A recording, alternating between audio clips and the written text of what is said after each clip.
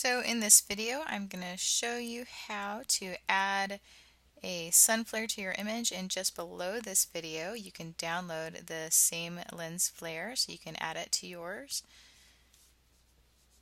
Alright, so the first thing I'm going to do is I'm going to go ahead and grab my dropper tool and drag and drop this lens flare onto my image. I'm going to go to Edit, Free Transform, and by doing this I'm able to adjust the length and the width of the flare, as well as, if I want to move it diagonally.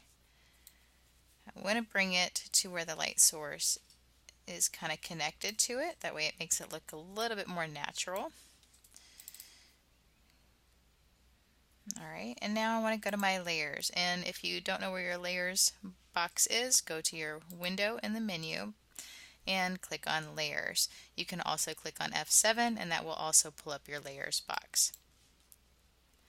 Alright, so I've got my lens flare layer selected. I'm going to go to my blend mode and I'm going to select screen. And as you can see, you select screen mode, it blends the lens flare and makes it more natural looking. So now that I've done that, I can go ahead and adjust it a little bit more. I'm going to actually make it a little bit bigger. And adjust the opacity.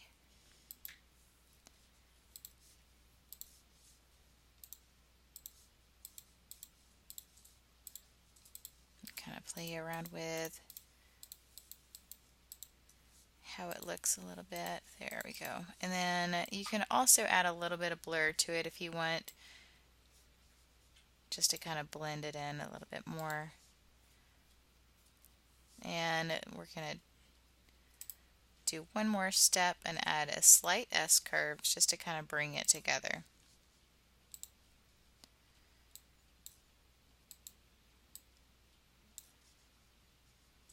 There we go. And again, adjust that opacity and lower it down just a smidge more to about 53%. And we've got before and after.